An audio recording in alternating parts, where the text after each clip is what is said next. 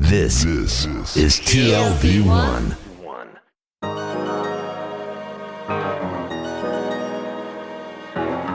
The Tel Aviv Review.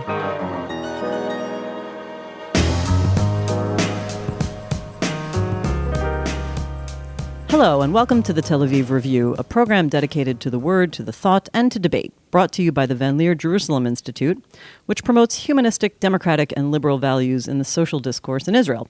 I'm Dahlia Shandlin, your roving co-host, speaking to you from New York City again, without my co-host Gilad, but we will be reunited in Tel Aviv soon. Every week we'll be talking about books and ideas and topics that we find essential. Today's guest is Haroon Moghul. He is an academic and commentator on Islam and public affairs. He is the fellow in Jewish-Muslim relations at the Shalom Hartman Institute of North America. He's also a contributor at the Center for Global Policy, and we'll be speaking today about his new book. It's his third book. The book is called How to Be a Muslim, published by Beacon Press in 2017. Haroon, thank you for being on the show. Thank you for having me. So your book feels like it has a number of different elements. It's sort of a theological exposition, a sort of opener to the theology of Islam, but through the eyes of a fully American, fully Muslim, part Pakistani, and, you've got these multiple identities. What would you say was the overriding sort of goal in writing this book?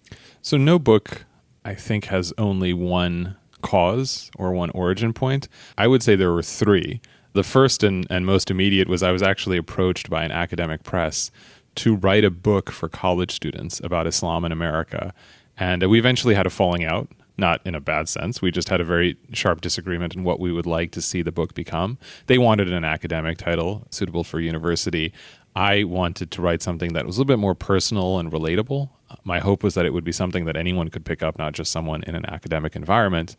The second reason I wrote the book, actually a very good friend of mine who converted to Islam, asked me once, what are some good books I could read about Islam? And it was extremely disheartening to realize that there were so few I could count them on one hand. There are obviously a lot of books about Islam and terrorism or Islam in the Middle East, but an actual exposition of what it means to be a Muslim, those are quite rare. And third and finally, I wrote the book for myself.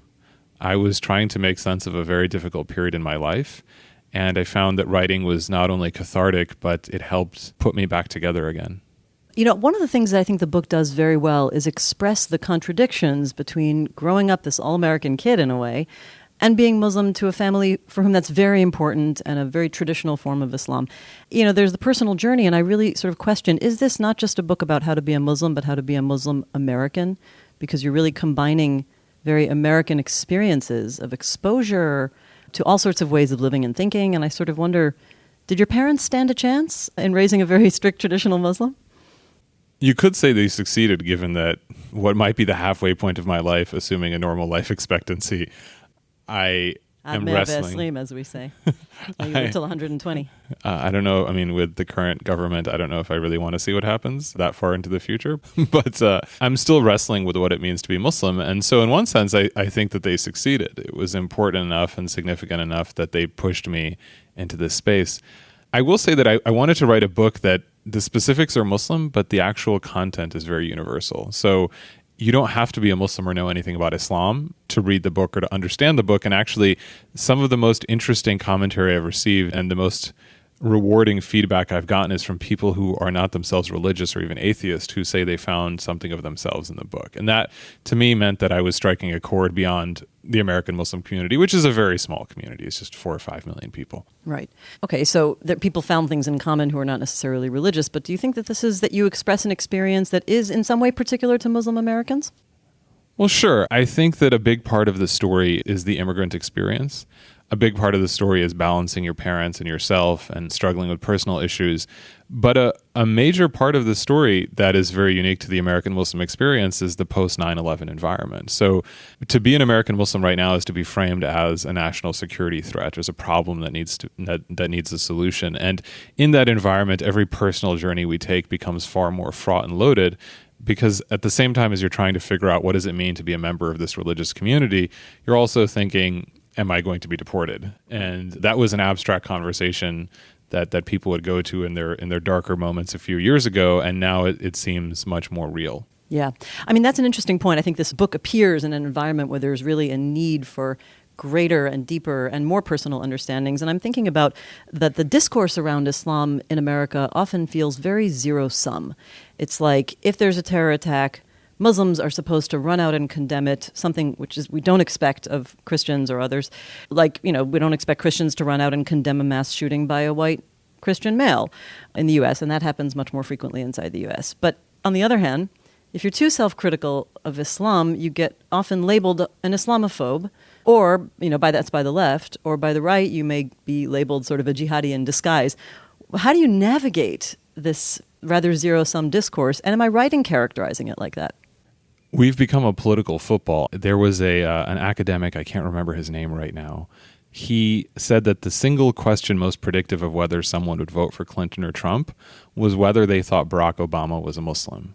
So the more likely you were to believe that he's Muslim, the more likely you were to vote for Trump. And it's a very odd feeling when your identity becomes this marker of your political tribe. And people on the left and Democrats generally have embraced Muslims, in part because Republicans have rejected Muslims. And perhaps you could say the converse is true. So it is a very interesting moment. But what I think is more disheartening is what you pointed out, that shootings by white Christian men tend to be much more common, and we don't focus on them as a systemic problem. We focus them as individual isolated instances.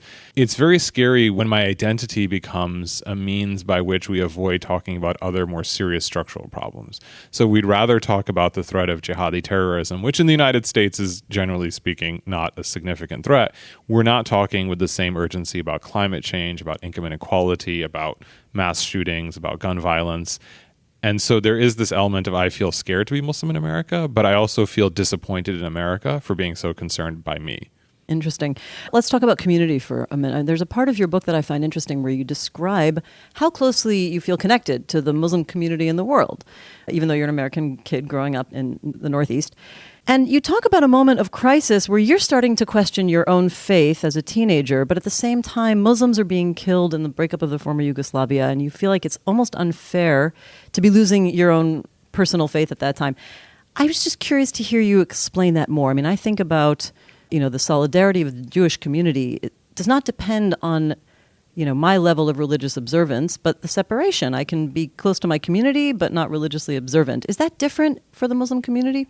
We take Muslim leaders here at Hartman to Jerusalem to study Israel and Zionism in great detail and in depth. Of course, nobody walks away being an expert, but they have almost a month's worth of immersion into the Jewish tradition from some of the leading minds in Jewish studies and Jewish communities.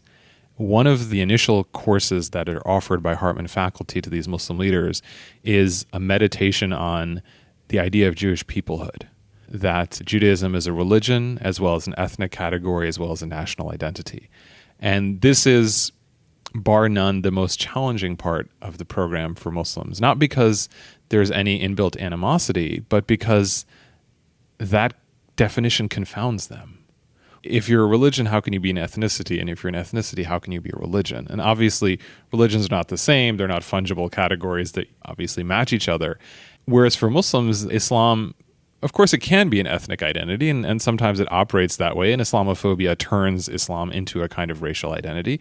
But by and large, our community sees itself as religious, as creedal, that this is what we believe, and therefore we are Muslim. And so there is this element within the Muslim community that you're responsible for other Muslims, and you should be concerned by the condition of other Muslims. But your participation in that community is determined by your religiosity. And so these two things sometimes get tied to each other. And Bosnia, the wars in the former Yugoslavia were really formative for me and for a lot of Muslims who were growing up in the 90s. There's always some political crisis or political moment that marks people, right? For me, 9/11 in many ways was that. But the wars in Bosnia were so challenging because here were these people who were white, European, Muslim, but white and European, and they were being exterminated. And by and large, the world stood by for a very long time, and European nations, including the United States, if you define America as a European nation, also stood by, really didn't do anything. And I remember thinking to myself that if people who are white and European, who happen to be Muslim, in many cases not even religious, can be wiped out because their religion makes them foreign, then what about someone like me who's visibly brown and different and is the descendant of immigrants who came to the United States in the 70s. And it was a very unsettling experience that provoked a very intense form of solidarity. It's very interesting. There are two angles of this that are interesting. Somebody who has a particular fascination with the former Yugoslavia, I've done a lot of work there, but these, of course, as you point out, many of them were secular Muslims, and you knew that at the time, and then you wrestle with some of the criticisms in the Muslim community that somehow this was because they were, how did you describe them? There are people who like drinking and dancing in addition to their Islam, which is very true. How did you deal with that kind of criticism? There is a strain in modern Islam. I'm sure it's been there in the past, but in the modern age, you see it more pronounced because of media and our awareness of events beyond our immediate circumstances.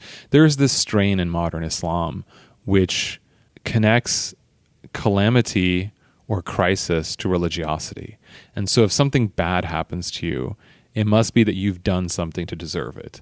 And the same discourse exists, for example, in Christianity. I remember when Hurricane Katrina hit New Orleans. I had the exact same there example were in mind. Right-wing Republican Christian voices who said, well, it's because of the dissolute culture of New Orleans, and so God is punishing New Orleans for its values or practices. And a very similar argument exists in Muslim communities.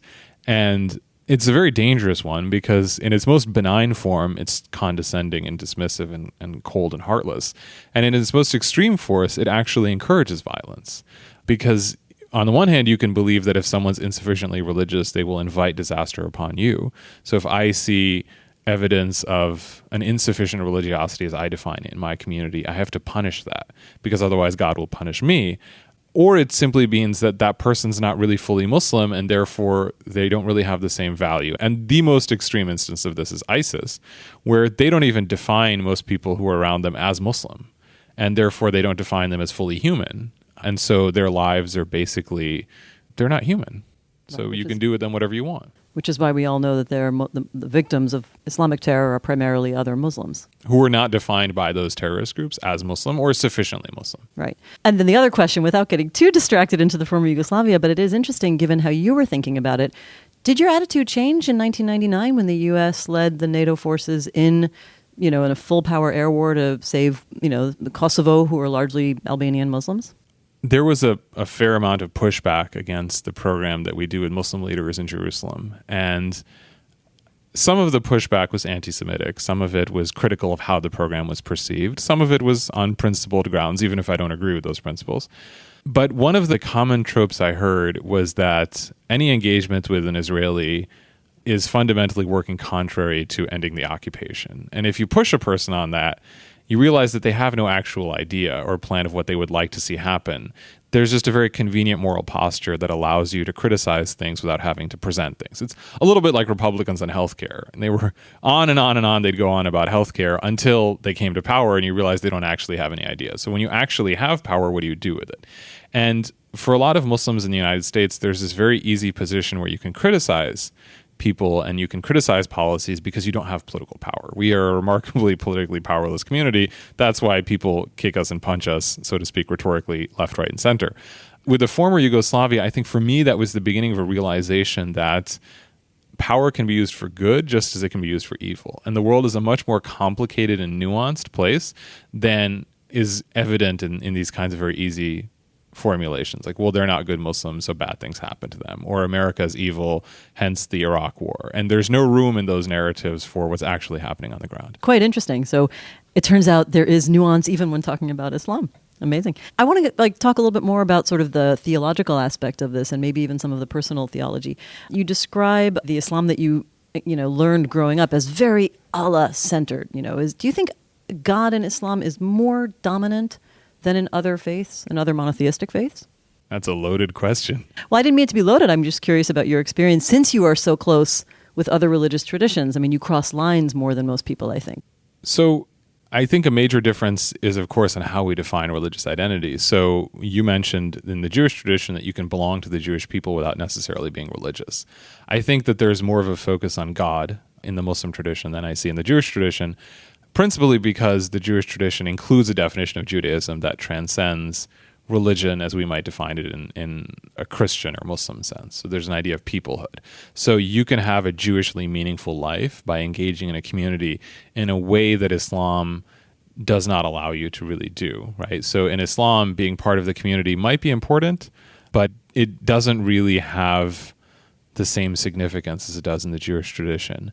I know that Muslim practices, whether on the more conservative to the liberal side, tend to focus very much so on God. And again, I don't know that I can speak enough to any other tradition as an expert, but I do know that that's an obsession in Islam, and I use that word very intentionally. Yeah, I'm sure.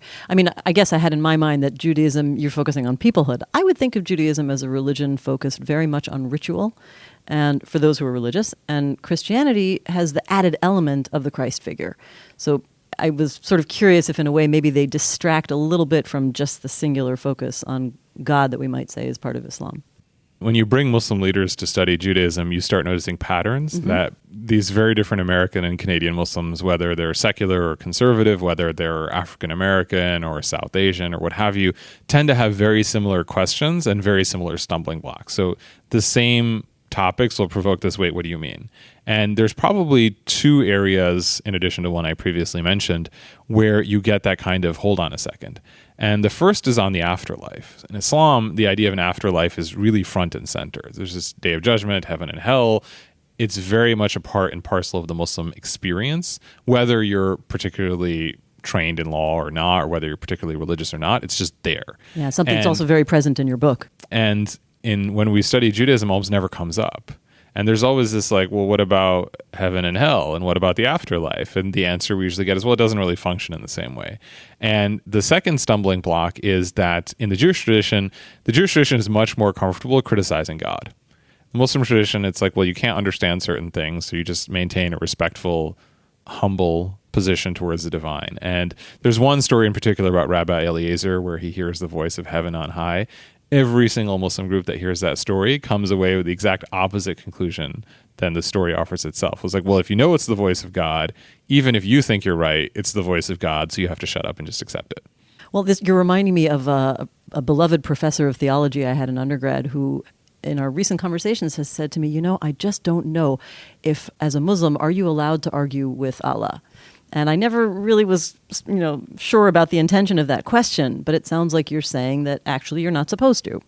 There is a Muslim tradition of wrestling with the divine, but it's certainly not as developed or as significant as what you see in the Jewish tradition. Okay, now, but I do want to focus on what you said about Judaism allowing for a definition of peoplehood rather than the practice of religion. I think that is largely a modern development. Post-Jewish Enlightenment and gave rise to the Reform traditions, which relaxed a lot of the practice of Jewish law and ritual. And I think that what comes out of your book is very much a modern experience. I mean, you have a sentence where you say, my atheism at the time was born of frustration and exhaustion with a religion I accepted as true, but experienced personally and spiritually as dissatisfying. I think that is, sort of the epitome of a modern sentence. When these religions were born, your personal satisfaction was not really the intention of the creators. And so I think that you're struggling with a modern condition where we expect individual, fulfillment. Do you think that Islam, can reconcile itself to a more individual-centered environment? It's already happening in the United States. It's definitely going to be affected by this moment in politics. So a lot of the really important conversations we're having in our communities around gender, around sexuality, around power and hierarchy, around ritual, around politics, a lot of those have been sidelined because right now we're like deer in the headlights. Oh my God, Donald Trump. We can't talk about anything else. And that's a problem in the United States generally. I'm sure anyone who watches the news, we are just absolutely consumed by whatever passes through this man's head.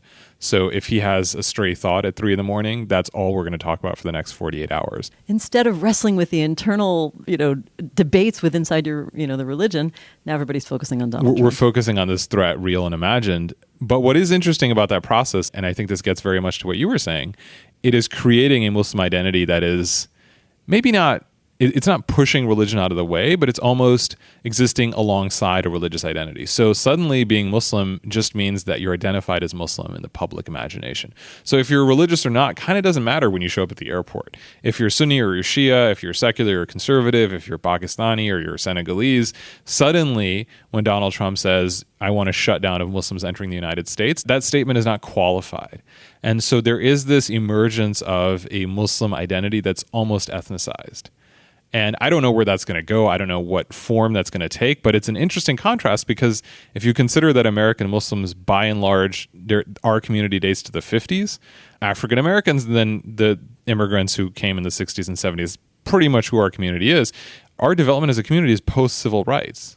And so in a post-civil rights America, it's hard to see how an ethnic identity develops in the way that it might have before. So we don't have the experience of the Jewish community in the United States because our community is just not that old. You mean in terms of being constrained? Exactly, right. So, and oppression, yeah. Quotas at colleges. And so this Jewish identity is born very much of this systematic discrimination where your religiosity doesn't necessarily matter, right? It's something that's a little bit different. Now that's actually happening to American Muslims, where I don't know that whether you pray really matters to a politician on the right. It's just who you are, maybe just the color of your skin. But it's interesting that process you were saying was sort of getting started and becoming richer at the time when now the discourse is going back to a defensive, let's just stand together and maybe drop some of that internal debate. This brings me to one of your interesting discussions in the book about the formative thinkers of Islam for you, and one of them that you focus on a lot is Iqbal. You could tell us a little bit about him, but I think what was interesting is that you describe him as seeing Islam as not as a religion that needs a reformation, but as, quote, genetically inclined to the dynamic ongoing reformation. Is this a tradition that you think could lead to, these deeper, richer debates about the interpretations and evolving form of Islam? The biggest challenge facing contemporary Muslims, if I can make an absurd generalization involving 1.5 billion people, is that we lack institutions. And this is kind of a problem across the board.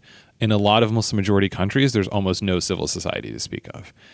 In the United States, one of our biggest problems is that we don't have institutions that can translate what we feel and we want to see into reality.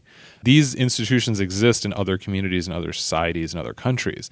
And so what you get, the perversity of modern Islam, is that despite whatever our impulses are, we can't really translate them into any meaningful outcome. So Iqbal has this argument that because Islam has no central church, Islam has no hierarchical clergy, there is this constant need for reformation, and this actual constant reformation because it's an ongoing argument, which, by the way, Jewish audiences understand much better than Christian audiences. Why because is that? Islam functions a lot like Sharia functions a lot like halakha, right? So the way that rabbis function, right? They're not clergy.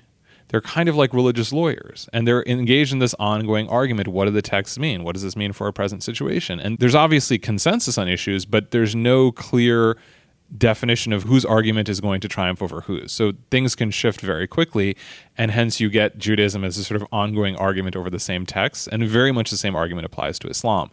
The difference, and this is where I think someone like Iqbal, who is this early 20th century reformist thinker and commentator and critic, someone like Iqbal would look at the present Muslim world and say, okay, it's great that you want to have these ideas, but how are you going to actually put them into practice? And that gets to actually when we were talking about Bosnia, you mentioned that for a long time, Yugoslavia is falling apart, and it wasn't until the U.S. intervened. It's interesting that the Muslim world could do almost nothing productive to help Bosnians. So, you had isolated aid efforts, but diplomatically, culturally, there were no refugee resettlement efforts of any significance because the Muslim world is just institutionally underdeveloped. And hence you have this perverse outcome where you have 1.5 billion people who punch way below their weight. And they have almost no impact on the world in a positive sense. And that's a really disheartening thing to say, but I think it's still true. Right. And that opens up so many questions. Is that partly because these countries many of them aren't democracies, and so they don't develop a buoyant civil society? That's probably part of the answer, but then you've got China. So, China went through what the Muslim world went through in the 18th and 19th century. China was colonized. China faced military invasion and occupation. And I'm not, by the way, endorsing an authoritarian state. I'm just pointing out that this isn't just colonialism. This isn't just the absence of democracy. Granted, the Chinese state is very oppressive, but at least there's an outcome out of it. So the average Chinese citizen today is living far better than someone in China was 25 years ago. That doesn't mean that things are perfect or you can't critique things, but there is an improvement in their condition that is undeniable. You could say the same thing about Japan in the last 150 years. You could say the thing about Korea. India's rising, South Africa, Brazil. There are countries that are doing this. So what explains what's happening in Pakistan or in Egypt or in Algeria there are very few bright spots where you see any kind of development. And one development is intellectual, having a robust democratic culture. One development is biological. So you want to have more security in your life. Like you can drink the water, right? You will live a longer life. You will have a hospital that functions at a higher standard. None of these things are really happening. And so I think that part of it might be the absence of a democratic culture, but part of it is just this vacuum of leadership and this vacuum of ideas. And it's interesting that your critique there sort of ties into something you wrote about your encounter with Israel and your explanation about how the Muslim world views Israel, this sort of insecurity in a way. How could a tiny little country command so much power and press some of our Muslim brethren when we are huge in numbers and we can't manage to do anything about it? Can you talk about your sort of first impressions when you became, when you started visiting Israel and getting to know the political dynamics? The first time I went to Israel, I was entirely on my own. I was studying Arabic in Egypt. I was 21 years old. And I had a vacation of 5 days between my 2 semesters.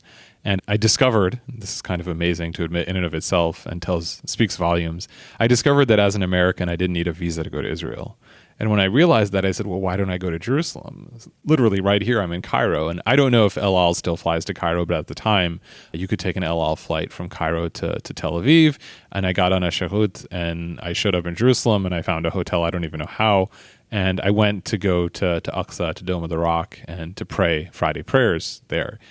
And my first thought when I was in that bus going from Tel Aviv to Jerusalem was, this place is really small. And Israel-Palestine assumes this really overpowering importance in American culture and foreign policy. And I was shocked by how tiny the place was. And I don't mean that in a dismissive sense. I said, no, it's physically tiny. So much of the world's attention is focused on this place. And I just went from one city to the other city in 40 minutes. And that was a really amazing realization. And over time, it explains the completely understandable anxiety many Israelis have about their geopolitical situation, because it is a small country that is kind of surrounded. And numerically, demographically, it's a small country. But then that creates exactly what you said, this impression among Muslims that, well, why can't we do anything? And I don't mean in a militaristic sense. I mean, where is the positive diplomatic or cultural or economic assistance that could benefit Palestinians or Muslims in other contexts? Bosnia being another example, the Rohingya that we're seeing in Myanmar, where you have these vulnerable Muslim populations who are widely mistreated, and yet very little can be done for them. Well, if our listeners will, all of our listeners will know, in my interview with Rashid Khalidi, he argues that many of them are just working based purely on state interests and busy making deals with America and didn't really want to. And maybe this is all really a matter of realpolitik and not about the great, the Muslim community coming together in solidarity. I don't disagree at all. But even if it's cold, calculating politics, again, that brings me back to my point that if you look at Egypt, a country of 90 million people, has been getting poorer and poorer over the last 30, 40 years. Saudi Arabia, the Gulf countries, there's wealth and there's development, but they're not really making an impact commensurate to the potential they have. And that raises the question of, well, why are things different in other third world, globally southern countries?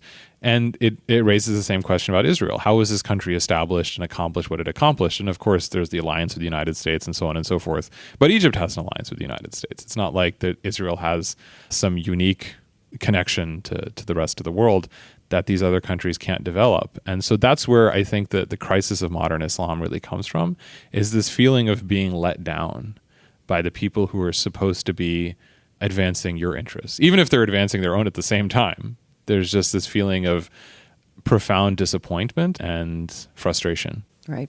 Well, the natural question would be, what will it take to move out of that? But I'm going to segue a little bit because we need to wrap up soon. And I think that when I'm reading your book, there were a number of other authors that come to mind and critical voices that I think I see you in a milieu. One of them, whom you referred to, somebody you say you respect and appreciate, is Shulam Deen, ironically a Jewish, formerly ultra-Orthodox American who wrote his memoir about becoming secular. Most importantly, was one of our celebrity guests on this show. And so I'd be curious to hear what you think you have in common with him, but also it's hard not to think of the other sort of young guard of self-critical, thoughtful Muslim voices with a range of attitudes. Somebody like Reza Aslan, Linda Sarsour becoming very prominent, and even, dare I say, Ayaan Hirsi Ali, who is, so critical that many consider her anti-Islam. Where do you locate yourself with these people? Do you think there's an interesting vanguard of young critical Muslim voices coming out there? How much do they reach across the lines to other communities for inspiration? It's a really exciting time to be an American Muslim. Obviously, we talked about the politics, about Donald Trump and Islamophobia, but there's so many remarkable people out there. And I'm 37. Folks who are a little bit younger than me that I watch, they're so much more comfortable with being part of the American mainstream in ways that I can't be, primarily because of when I grew up and what things were like in the country then versus now. And there's just remarkable talent. There's comedians, there's actors, there's playwrights, and I'm sure you'll see in the next 10 or 15 years the flowering of this community, because this is a moment where people will listen to you because you're Muslim, and people who are smart will know how to get their foot in the door and use that as an opportunity to tell their story. Shalom Deen, you mentioned, I just read the book because someone recommended it to me. And there's very few books I can say this about. There were points in that book where I was crying. Oh, me too. I bawled. It's on painful. air that I bawled. It was painful. Yeah. And it's just such a well-written book. And I thought to myself, here's someone who grew up in a community that I know nothing about and cannot become really exposed to or part of. And he's done such a remarkable job of painting it with sympathy and nuance and making me feel as if I understand where he was and what he was up against.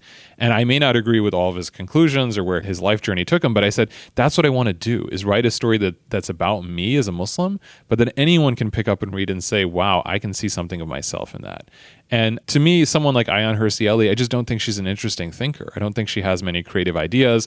I don't think people are going to remember her in 10 to 15 years. Someone like Shalom Deen strikes me as someone who, again, he leaves religion just like someone like Ayaan, but there's a thoughtfulness and a maturity and a sophistication that means that conversation really resonates no matter what your particular politics are. Mm-hmm. What about the other people I mentioned? So Reza Reza, among other things, has one of the funniest Twitter accounts I've ever seen. He's just amazing. He's a little bit harsh, so I don't know if I should quote his tweets because that might get me censored. But my favorite one, and you can edit this out if you want, when the eclipse was happening, there's a picture of Trump looking up into the sun, blinking, and just Reza tweeted, "The president of the United States is a goddamn idiot." And I thought to myself, it's just a succinct way of capturing what this moment feels like, that here we have a president who's literally staring into the sun and potentially blinding himself. The moment, that could be a book in and of itself. Linda Sarsour, that's such a remarkable story. Here's a woman, a mom, in a community that used to be so closed to women's leadership. And the idea that if you're a woman, you're supposed to be a mom and that's where it stops. And so she wears a hijab, she wears a headscarf, and she has become one of the most prominent Muslims in America. And that doesn't just mean in mainstream America, but in Muslim communities, right? It's not just that mainstream America has embraced her in a way that maybe Ayaan has made it, right? But Ayaan has no connection to Muslim communities, right? She has no ability to actually influence conversations in Muslim communities. If anything, whatever she says, people will do the opposite because she's become kind of toxic. And here's Linda, who did those things and sort of culturally looks like what we would assume a Muslim woman would look like, rightly or wrongly, and she's Palestinian.